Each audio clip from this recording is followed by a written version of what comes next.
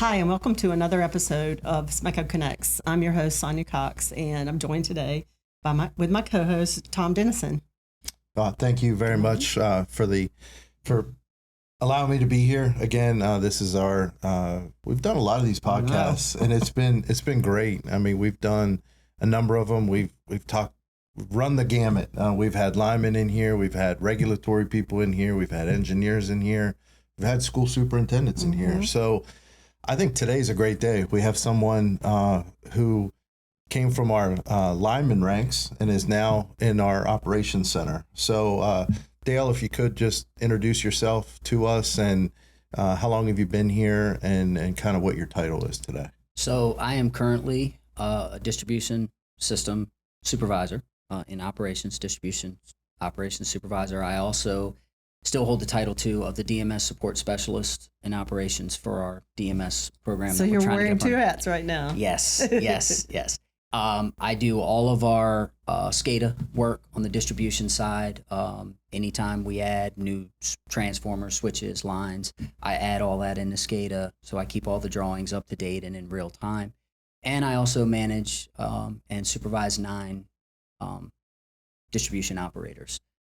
So I stay pretty busy, and operations in general stays pretty busy. I came to SMECO in 2013. I actually got in the facilities department, and then the first opportunity I got when the apprenticeship program I opened up, I went into that, and I loved it. I absolutely loved it. Worked with a great group of guys, and became a journeyman. Spent a lot of time on the service truck. I enjoyed troubleshooting. I really like that aspect of line work.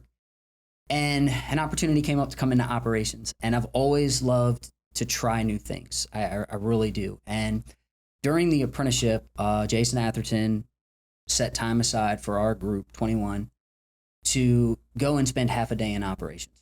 And when I went in there, I really, really was fascinated by it. And I kind of had thought then this might be somewhere down the road where I would end up. I didn't think it would happen as soon as it did, but, you know, the wheels of fate fell that way, and it did. And I've been in operations now for 5 years. February 28th will be 6. And it's funny because I came into operations February 28th of 2020. And just a few short weeks later, the joy of COVID hit and everything changed. And so I was doing my training in a totally new environment, totally new side of the electrical field under just all of the craziness that was COVID. But I actually appreciate that because I think it's made me better in the long run, learning under those circumstances. But it's been a great journey so far, and I really can honestly say that I enjoy what I do and coming to work every day. It's a very exciting job, and I would recommend it to anybody listening that is interested in getting into this field. There's many aspects to this field. You know, sometimes people, I know for me personally, I always just saw linemen. So when I thought of SMECO, I just thought of linemen. I didn't think of anything else because that's all I ever saw. And then as I got into SMECO, I was like, wow, there's a lot of different avenues you can go here, a lot of different departments. And so, yeah, it's been a good journey. Yeah, good. So you started February 28th of 2020, and I was named CEO effective March 1st of 2020. And I remember that too. I actually remember because when I got in there, Joe sent me a message, congratulate me on the position and wishing me luck. And I remember he was just getting ready to retire. Yeah. And I remember you being announced as CEO. So yeah, it's kind of crazy. It's time goes by so fast. It's hard to believe it's been almost 6 years. I know. I told Joe that he knew COVID was coming, and that's why he left when he did. Well, but you probably can say the same thing that I said, which is that even though you took over this new position with this great responsibility in hectic times, in the long run, it makes you better. You know what I mean? It really does. Oh, yeah. Because if you can get through when times are tough, then you can get through when times are easy. So that's true. I kind of look sometimes at those challenges that you think are bad luck at the time, and I guess it's all about perspective Makes and how you stronger. look at it. It does. Yeah. It really does. It really, truly does.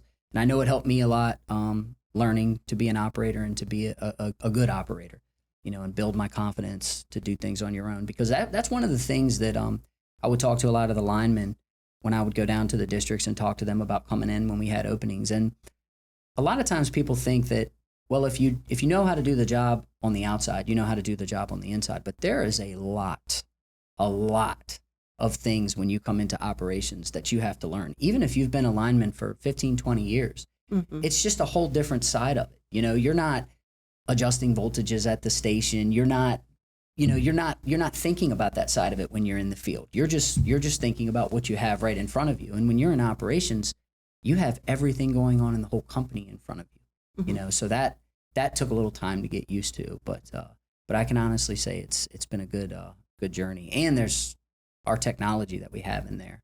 You know, when you work in the field, you have your tough book, and I remember some of the guys were like, these computers, and you go in there and it's just like, you got 4 huge screens in front of you, all kinds of different programs running. It's pretty wild. Well, let's talk a little bit about that. Let's talk about what happens. Say we have a big outage. How does that look to you as distribution system operations? So I'll give you an example of something that happened yesterday. We were working, and at about 2:40, 20 minutes to 3, we had a transmission outage, and we lost a total of 5 stations. We lost our number 1 side of 2 stations and 3 other stations. Transmission immediately went to work, trying to switch and get as many of those stations back on as possible. And on the distribution side, we began to reach out to the districts, reach out to field personnel, and get people en route so we could start addressing and doing whatever switching we needed to do that couldn't be restored through the switching on the transmission side. We ended up being able to get everyone back on except 1 station. That was our Marshall Corner station. We had trucks en route to that, and we began working on switching orders to transfer load to other stations. Ended up being before our crews got there, we were able to continue through transmission switching and get those customers restored. But instantaneously, it goes from regular work day, few jobs on the screen, working on your daily work, to alarms going crazy, all kinds of, you know, feeder Alerts, open alarms, high voltages, you name it. And as an operator, you have to be able to kind of take a deep breath, internalize all that, focus on what you need to focus on, and do your job. But we were able within 30 minutes to have every single customer's lights restored. So that just goes to show you the dedication when it happens, we are on it, you know. For regular outages that come in, we get outages generally through OMS. We will have the AMI meters. A lot of times we'll call in the outages. And at that point, we assign trucks and we start getting people en route. We rely on field personnel to tell us what they find when they get there. And then when they run the job through, we do a final check on everything to make sure everything's been run through right, make sure all of our times match. The AMI meters, the smart meters that people have on their houses, they actually report not only what time the power went off, but they report what time the power came back on. So one of the things that we do to ensure that our restoration times are accurate is if a service truck gets the lights back on, and let's say it was a bad underground secondary cable to a house, it may take them an hour to backfill, clean up the yard, put the equipment away. By the time they run the job through, there might be an hour difference in the restoration time versus the time when the ticket was closed out. So we go in and we change those times and we put them to the accurate time of when the AMI meter actually was turned back on. So you can imagine if you've got an hour difference on one job, times that by 1,000 over the year, it would hurt our numbers if we didn't do that. So those are some of the things we do. Another thing that we have to do in operations, it's very common, is we have to do switching. When we have feeder outages or vehicle accidents, which are common, vehicles hitting poles, and outages are created, we try to restore as many customers' power as quickly as possible. And we have different tools that we use to do that. One of our most effective tools, honestly, is the 911 phone. They call us, they give us the information of what they actually have and an address. And many times we already have the outage in our outage management system. We already have a truck heading that direction. But what this allows us to do as operators is once we have a location and we actually know where the fault is, we're then able to begin working on switching orders to isolate that section of line so that by the time the service truck gets there, we're already ready in operations to begin switching. They don't have to wait on us because we write our switching orders on the fly. You know, we have to go in and say, okay, it's here. Okay, we can backfeed from here. We can tie from here, you know. So you can imagine if you've got several things going on at one time, that can get a little hectic. And that really requires your concentration when you're doing that, because obviously if you close in the wrong switch, that could have very bad results. So that allows us time to get ahead of the game so that when the servicemen get there, we're ready. And by isolating those people's lines and backfeeding and getting everybody else back on, we might take an outage that, say, had 900 people out, and we might isolate it down to only 15 people out. And, that's why sometimes people will say, well, their lights are on at the end of the street, but they're not on here. But that's why. It's because the faulted area was in a section, unfortunately, that you weren't able to get your lights back on. But those are some of the things that we do, is to try to ensure that we can get our customers back on as quickly and as safely as possible. And I know you had mentioned right at the very beginning that so much of your job is dealing with the SCADA system. And SCADA is an acronym that we don't need to go into, but what that allows us to do is you can remotely control the flow of electricity from our operations center. And I think it would be helpful, maybe we could put up a picture of our operations center just to give people an idea of the level of sophistication, I think, is in there. Just seeing the big board and the television screens, and then the operators there, it's a pretty good representation, I think, to give people an understanding of what Dale and his team does on a daily basis. But so Dale, one of the things that I have always been impressed with is the outage management system that you talked about, OMS, that when a call comes in, or when that AMI meter, that smart meter that we have on our system, sends us the message that someone is out.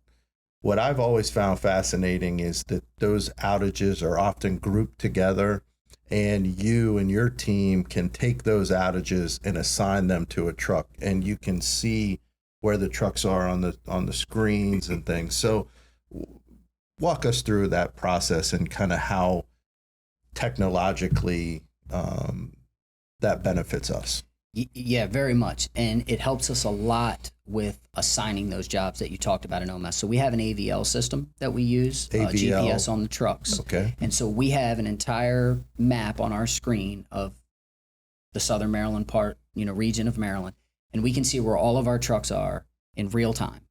And this, I can't tell you how helpful it's been in terms of dispatching jobs, because it allows us to go, okay, well, he's here. I can look in OMS. I can see what he's working on. In some cases, I told you the AMI meters will report back that the lights are on, and I can see, okay, this job's already been energized. So I know that they're in the final stages. They're wrapping up. This next job's 15 minutes down the street. I can call them up. Hey, I'm going to drop this job on you. This is what you got. I can pass on information. I can put notes in the ticket that they can see in real time on their computer when they open it up. So the AVL is huge. To your other point about OMS and its grouping abilities. So we do a thing in there where it's called group by circuit. So basically what it does is it takes all of the jobs associated with that circuit, with that, let's just say feeder 1, and it groups all of those jobs together. And some jobs won't group together if they have different clue codes. And what that means is if your smart meter calls in an outage, that's called an AMIO. But Sonia may call in and say, I have lights, but I only have lights working in part of my house. I don't have lights working in all of my house. Well, that particular job will not group with the other outages, and for good reason, because when we energize those AMIs, we don't want her call to get sucked up in those as being back on, because she's having a totally different problem than what these folks over here were having. Even though they're on the same circuit, and even though those jobs are in the same column together, they still have different needs. And so as an operator, we look into that, we read that, so that we understand, okay, someone has to go out here and look at this. These other 10 jobs here, when they close in this fuse cutout, they're going to be energized. Their power is going to be restored. But this one, they actually have to go out and check to make sure that they're not having a separate issue. So those are things that we look for. We are able to manually group jobs. Sometimes an AMI will not report bad service, especially for folks that live down in the Nanjemoy area. They probably live with that. The service is not great. So they may call in an outage. And if they call in an outage, that will come in as an ILO. And that's letting us know as an operator that this was actually reported by the customer. So at that point, we have a couple different tools that we can utilize. We have an R&I system where we can actually put their meter information in, and we can ping that meter. We can see everything from how many amps they're drawing to what the voltages are on the meter. We can also see alarms. Were they having high voltage? Were they having brownouts? Was there temperature alarms? If we don't see any of that and everything looks good, we can then reach out to our contact center and let them know, hey, this meter is actually good. And we've actually had times where we've done that and the customers called back while we were informing them that it was good, going, I hit the wrong button. I was trying to pay my bill and I accidentally hit an outage. So this is a way that saves us from having to run field personnel on something that doesn't require their attention. It's a big deal. So that's going back to with technology, that's some of the things that we can utilize. But OMS is very, very effective. And the smart meters are really nice too, because they call in within 5 minutes. So this is great if you're out of town and it's a day like today where it's 106 degrees outside. And, I know in my garage, I have a separate freezer where I keep a lot of meat and things like that. And if you're on vacation for a few days and your lights go out in the past before the smart meters, if you didn't call in and report that you had an outage, SMECO wasn't aware you had an outage. Didn't know, right? And so that heat would creep in there and you would come home to an absolute mess. But now with the smart meters, the meter is actually letting us know you've got an outage, you've got a problem. And most of the time for those people that are out of town, they come home to a house that's got power and they never even know that they had an issue. So that's one of the effective tools as well. But yes, being able to have OMS group things the way they do makes it very effective for us. It also allows us a safety aspect of it too. Anytime that we drop a job on a truck, we can see that truck number associated with that feeder. If we drop a second truck on that, we will have a number 2 pop up with both of their numbers. And in operations, this lets us know you and you are both working on that feeder. So if I'm going to do anything, I had a situation one night where a serviceman called in, said, we found the problem. There's a tree that had come down. We knocked the tree off. We're ready to energize the feeder. I had called them several minutes earlier to inform them that another crew was also working on that feeder. And the only reason that they knew that crew was on the feeder was because I had called them and told them. I also called the other crew and informed them. And that is a standard policy in operations. Anytime we have more than one truck working on a feeder, everyone knows who's on that feeder they're associated with. For safety reasons, we're getting ready to energize this. So we're making calls to everybody that's associated with that feeder. We're making sure they're in the clear. We're making sure that they're standing by knowing that we're coming energized with the lines. So that's another tool where OMS is helpful because you can see in real time, this is who I have out there. I can look on AVL. I can see where they're at. I mean, I've had situations where they're en route to a feeder, but they're not there yet. And I can look on AVL and I can see, okay, they're currently going down 301. They're not even there yet. So I'll call them by radio and say, hey, I know you guys aren't there yet, but I'm giving you a heads up. We're getting ready to energize this line. Just need you to verify you're in the clear and remain in the clear. So that technology has helped us tremendously in the Department of Safety too, because that's my biggest job as an operator. That's what I take the most pride in, is knowing that I have the trust of the personnel in the field, that they know that when I'm on the other side of that microphone and I'm talking to them on the radio, that I've done my due diligence. I know where they're at. I know what they're doing. I know what is needed. I'm in good communication with them so that everybody comes home safe. Because at the end of the day, I mean, that's really what it's number about. one. You know what I Yes, mean? it I mean, is.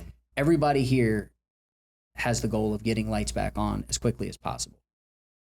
But we have to do it safely. Right. And as an operator, I tell every new operator that I train, your number one job in here is to make sure everyone goes home safe. And if you do that, everything else will follow. If you're focused on that, if you're paying attention to that, everything else will just naturally come along. And speaking of doing things safely, I was saying before, we had a storm not too long ago, and I think this would be good for all of our members that listen to this podcast to hear. Calls me up, and his lights are out.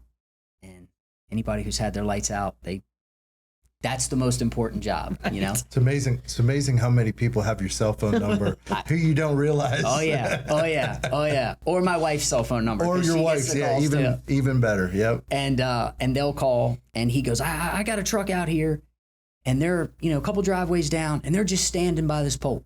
My lights are out. What is going on? I was working. So I informed them what we were doing.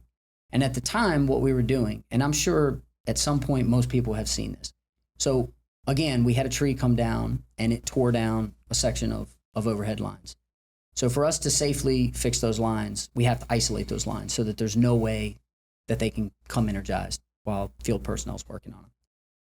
So we were doing switching at the time. So I had a truck go to this switch, I had a truck go to this switch, everybody's standing by, awaiting instructions, and we're beginning the process. But to someone just driving by, it just looks like they're standing there. So just know that sometimes when you see SMECO personnel and they may not actively be working on something, they are still working. In this field, it takes time to do things safely, but you have to do it, Right. Because the results can be disastrous. For sure. And I mean, it's just, again, it's we want to get you restored quickly, but we have to do it safely. And for safety to the public as well, because I know when I worked in the field, if you had something going on, a lot of people were walking up and down the street, coming up to where you're at. Hey, what's going on? And you got lines laying down in the street, and you're saying, hey, stand back a little bit. But most of the time, by the time they got there, we'd already made it safe. We've already opened switches, we'd already grounded everything. So, yeah, that's. Well, when we put together our strategic priorities, strategic plan, safety is important to all of us. But, I had the feeling, I didn't want it to be its own priority. I wanted it to be overarching.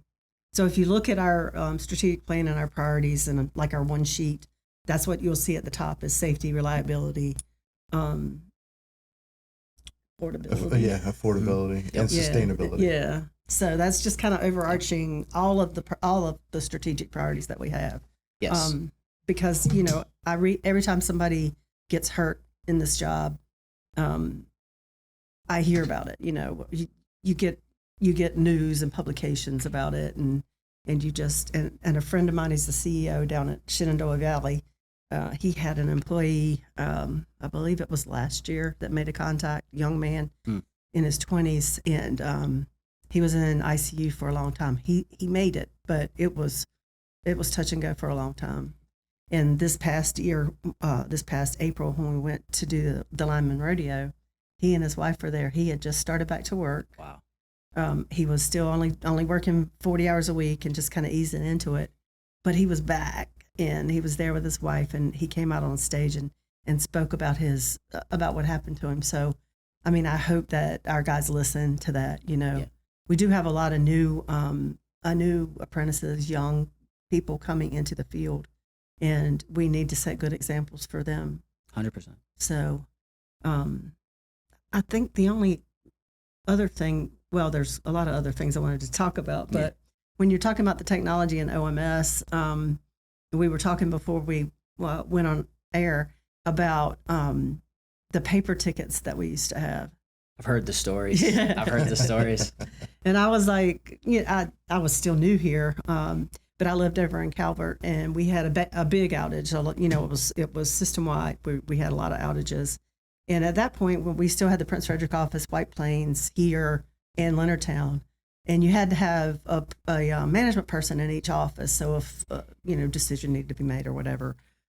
So because I was in Calvert, I was assigned to the Prince Frederick office. So I walk in there, and the first thing I see is this big table, and you got these tickets that are, I don't know, 2 inches by 6 inches or something. And it has all the information about one outage, and it's on paper, and they're stacked up everywhere. And if somebody had called in their outage more than one time, there may be 4 tickets for that one house. So it was really difficult to really get a good number, a good handle on how many you had. So I think we've come a long way from the technology perspective. Well, and when you're dealing with paper tickets, I mean, just imagine if one fell between the seats. Exactly. You didn't see it. Yeah. And now you got somebody's lights are out, and you know what I mean? I mean, Right. we can see that now, like you said, with the technology, because if we get a feeder outage, we have a call section where we can go and we can see every single account, attached to that. If there's 900 people on that feeder, we can see every single one, and we can see, their power came back on at this time. That you didn't have that with paper tickets. With paper tickets, it was just Right. Hope we didn't miss anybody. You Yeah. know, you're relying on just phone calls from the customers at that Right. point. So Right. yeah, that is that's interesting. That is interesting. And that's where it's nice too, like I was saying before, now having the capability to ping meters, because how many times with the paper tickets would you have an outage called in that maybe wasn't even an outage, or it was a receptacle in the kitchen that wasn't working, Right. but it was called in as an outage.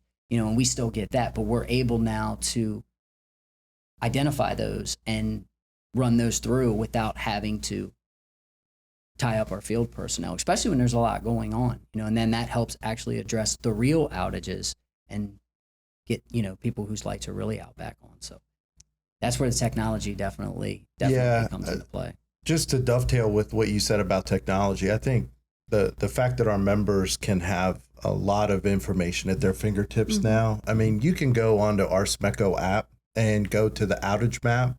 And I can remember when I first started here, we didn't have that type of outage map technology where you can see on the map where the outages are, and you know there's shapes about all the areas that are impacted, and there's also an estimated time of restoration.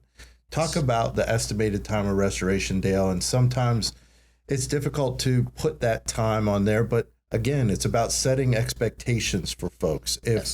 If they are thinking, oh my gosh, I'm going to have to get a hotel room tonight, that's one thing. But if that estimated time of restoration, that ETR is a couple of hours, it at least gives them time, something to prepare for. Well, in terms of estimated restoration time, you know, so we would have, say, a tree on the line.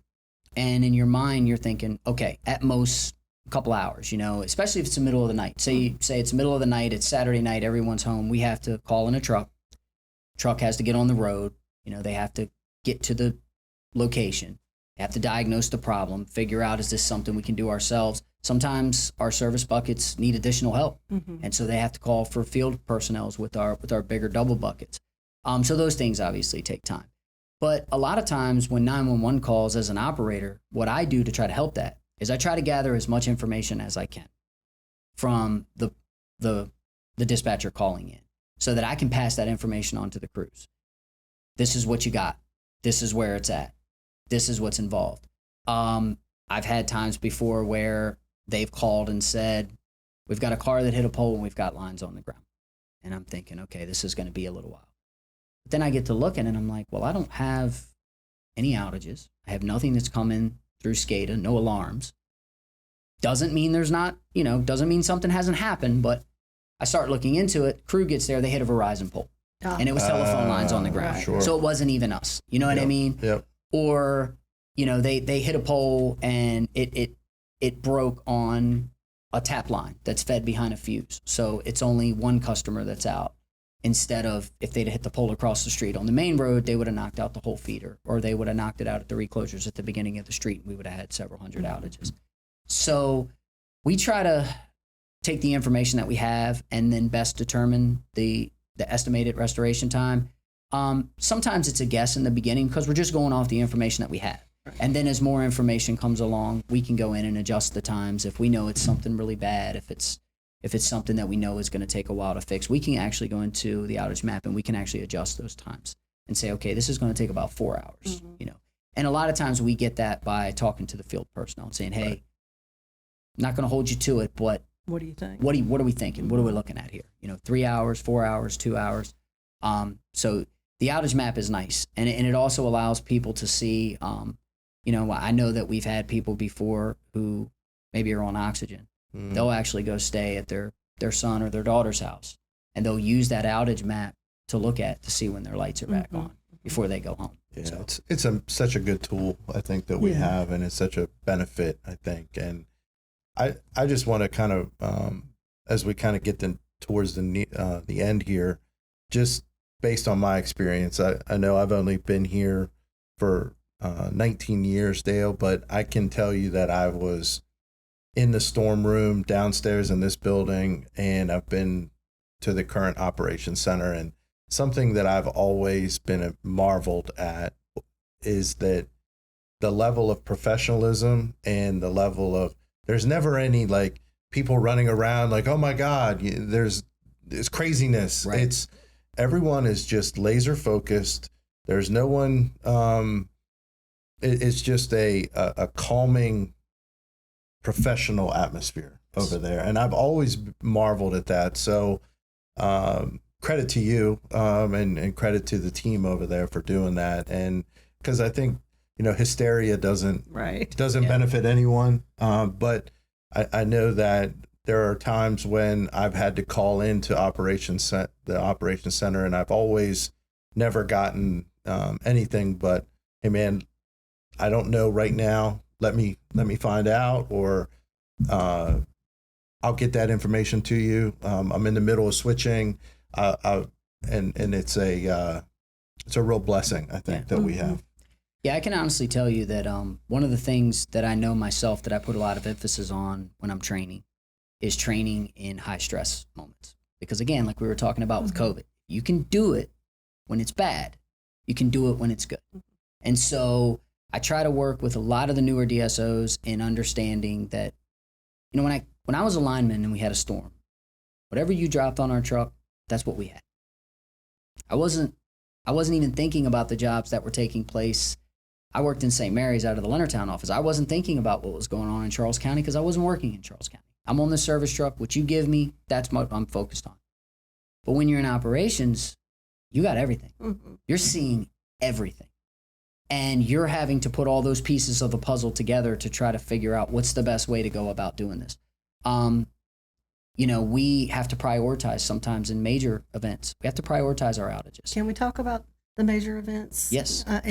And tell the members like how we decide what goes first, what gets power back first. Absolutely. So several things that determine how we begin our restoration. Number one, what's on the feeder? If it's got a hospital on it, we've got to get that back on, for obvious reasons. That feeder has to be a top priority.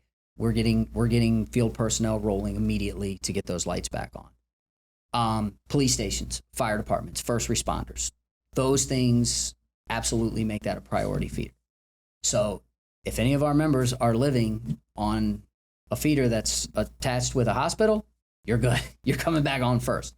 The second thing we look at is the number of outages. So all feeders are different. We might have a feeder that has 300 people on it. We might have a feeder that has 1,100 people on it.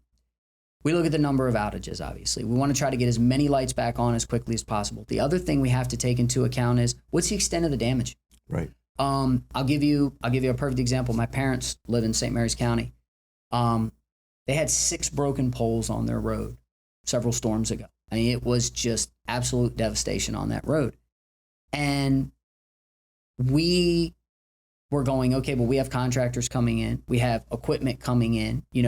Our field personnel, we had everybody out. I mean, we were completely maxed out as far as we were doing everything we could. We had additional help coming in. But that particular job was going to be so much work that if we can go 20 minutes down the street and get these 80 people back on while we're waiting for this equipment to arrive, that's what we got to do. Because again, we're trying to get as many people back on as we can. And I think our members don't really see that. They'll see that our trucks were there, and then they left, and I still don't have power. And unfortunately, that's where I hope this podcast will help, because that is one of the biggest things, like I was talking about earlier with, I see guys standing around the pole, is I think this podcast is good, and I give you guys a lot of credit for doing it, and I've listened to many of the shows that you guys have done. I'm sorry. You had CAD operators on. I listened to that one because I worked with Chris. And I know Allison, and I remember when he was talking to me about starting that company and all the stuff that they went through, and I kind of got to watch their journey. So it was cool. So I think this podcast has been really good because I think it allows the members and our customers to kind of see on the other side of these walls and to see how we do things and why we do them. Sometimes we send a service truck out. We know from 911, we've got numerous broken poles. We've got multiple trees down in the road. But we need to assess how bad the damage really is so we know what to send. So when that SMECO customer sees that truck pull up, they're immediately thinking, hey, my lights are coming back on. And then they see that truck leave. But that's a necessary part of it so that we can assess the damage, so that we know exactly what we need to get it fixed, so that we can make sure, again, that we're not showing up and getting one part fixed and going, hey, sorry, we can't put your lights back on. We didn't realize lines were tore down back here through the woods.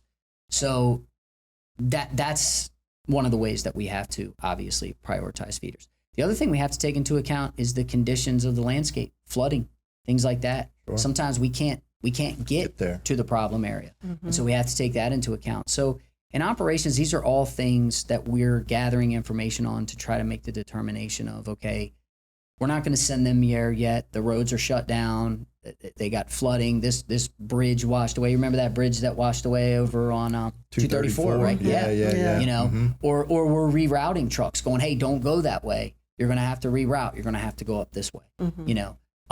But sometimes those are things that we have to do. And sometimes, unfortunately, we can't get people back on right away. And I can promise you, as bad as they feel, we hate it too, you know, but sometimes, unfortunately, Mother Nature is not always our friend. That's true. Yeah, certainly. And like your parent situation where you have 6 broken poles down a road, it doesn't make any sense to get them all back together whenever you may have an outage upstream. Right. You know, that feeder may need to be put on before they can even imagine getting their service back. So, Right. so yeah, it is a process, and we certainly do our best. Yeah, and honestly, I will say that, you know, SMECO is the only power company I've ever worked for. But I've talked to people who work for other power companies, and I will tell you that in all honesty, I think we do a really good job of trying to provide a good service to our customers. Just things like the outage map. That's a huge help. Just allowing people to have that app on their phone that they can click and go, oh, well, there's 1,000. Oh, they're currently working on my outage. You know, they can see in real time when that crew status themselves is working. That outage map is updating that. It's a big deal. And it's allowing that customer to know, hey, my situation's being addressed. So I can honestly say that I think all the work that you guys have done in adding all this technology has been great. And I've had the privilege of working on one of our strategic pillars, the building a smarter grid for DMS. And I can tell you, when that's finally up and running, that's just going to be another tool that's going to be fantastic. It's going to help us tremendously when it's up and running. And I'm very excited about the potential that I see coming with that. Yeah, and we have that, and we're also upgrading our communication system, just preparing the company for the future and all the changes that are coming. Yeah, because the demand for electricity is not shrinking. That's true. It is not shrinking. Sure. It's growing by the day, you know. So, but no, I appreciate you guys having me on. I've enjoyed doing this, Thank you. and I hope that we've definitely been able to answer some questions that some of our customers have. And to any of our SMECO family here that's listening, we've really made an effort over the past year to really try to encourage people to come in and see what we do. Mm-hmm. I've always kind of said we're kind of the forgotten about part of the company. We're behind these doors, and only a handful of people can get back there. And That's true. And a lot of people don't see us, and they don't really know what we do. And we actually brought some apprentices in. I told you what they do with the training program, and they were working with me for the day, and we had to do some switching, and it worked out perfect. Couldn't have worked out any better. And we had to give a right to work on a feeder. And so I'm going in and I'm going in the SCADA and I'm blocking the reclosing and all that. And we lose communications to the station temporarily. And the apprentices are kind of sitting there and they're like laughing a little bit. And they were like, I get it now. And I said, I already know where you're going with it, but you can say it. And they're like, right now, the guys be like, what are they doing? What is taking so long? And he goes, but I see, I never knew you had to deal with that. And I said, yeah, just give it a minute. It'll come back on. If it doesn't, then we'll have to go and manually do it. But it was good because they actually got to see sometimes things happen. Right. And not everything is going to be the same amount of time, kind of like we talked about before. Different circumstances come up. So some of those apprentices have come back and told me, like, I'm really glad that we came in there because I kind of understand now why you guys do what you do. And I kind of understand now why you need the information from us that you need. That's awesome. You know, so That's the best way. it is the best way, Right. 100%. I think the more involvement that different departments have together, that builds that mutual respect of understanding that, okay, you know, a body has many parts. And I kind of always look at SMECO in that same way. You know, there's many parts to this thing. And when I know what you're doing and you know what I'm doing and I know what, you know, how you're helping me and how I'm helping you and that communication's there, that is the gas that runs the engine. And I've always been tried to strive to be good at communication, trying to be open and making sure that I'm always very clear about, hey, this is what we got going on. This is what's, it doesn't matter who calls me. You know, it doesn't matter, Sonia, if it's you that calls me or if it's, you know, somebody I've never met before that works in another part of the company. I try to show that same respect of, so this is what's going on. This is what we got. You know, this is what we're thinking. So yeah, That's great. It's definitely good. And I would encourage anybody who wants to come in, they can feel free to send me an email. I'll arrange a time. We'll sign you in. I'll show you everything we do. We got our new video screen up now, which is awesome. It is so cool. It's so much better. It's Great. Yeah. It is really cool. And it's so helpful during storms. Now to be able to actually put up there what you need up there when you need it. Right. It's very, very helpful. So it is, it was really cool. Yeah. I thought it was cool when it came in there, just seeing all the different things that it had and all the functions. It was really cool. Because now we can actually put the transmission one line up and we can actually see, okay, that section of line is out, you know, or we can put the distribution one line up. We can put up a section to show all the open feeders we have. And so as we're addressing them, we can, okay, we got 2 left, 1 here, 1 there. So it's been a big help. So I just, I want to end with one thing. We were talking earlier about the pandemic and COVID, and we had to make some tough decisions because, as you've explained today, what you do, we can't do what we do without you guys, right? We have the linemen, but we need operations in order to run the system. So we made it so you had to come into through the back entrance, and you know, just trying to make sure that, because if you guys are in this room all together, if one person got it, then others were likely to get it. So we had to be very careful about that. And I know it wasn't popular at the time, but you know, like sometimes you got to make tough decisions. It wasn't popular, but it was understood. Mm-hmm. You know what I mean? I understood. I remember, well, one of the things that I thought was really cool was they were delivering sodas and snacks to us because they didn't even want us to go out into the regular building to get snacks. Yeah. And I understand why, because there's only a handful of us that do that job. Yep. So if you had 3 operators get sick at the same time, you were in trouble. Right. And we knew that. And so we did take the social distancing serious. We did try to keep the 6 feet distances. We really did do everything because, you know, even though people may complain, deep down they knew, like, hey, this is a big deal. You know what I mean? And we need to be careful because, again, you know, in operations, that's the starting line. You know, when those outages come in, the only way that our field personnel know about them is that we inform them. Right. You know, we're calling them in, we're dropping the jobs on them, we're answering the calls. So absolutely. I'm glad it's over. Me too. But it was an experience that, again, I think it made me better. I wouldn't change anything. Going back and training under those circumstances, I wouldn't change it at all. I think it's helped me tremendously. I remember one of our contingencies at the time was we went and talked to all the people who used to be in operations. Yes. You know, I remember Michael P's name came. I remember. Yep. You know, if we have to have you in here, can you do this? Yeah. But yeah, there's just a lot that went into that whole time. And anyway, I mean, I really appreciate you being here today. No, I appreciate you guys having me. I look forward to it. I enjoy doing it. I think this is a very, very good tool. I really do. I think it's just another thing we're providing to our customers that they can get more information. You know, you can never have too much information. That's communication. I've always believed that communication is a sign of respect. So that's showing our customers how much we respect them and care about them by providing all of these different tools to make sure that you know what's going on, to make sure that you're informed. So I give you guys a lot of credit for doing that. Keep it up. Thank you. It's going very well. Thank you for all you do. Appreciate it. you. Thank you guys. All right.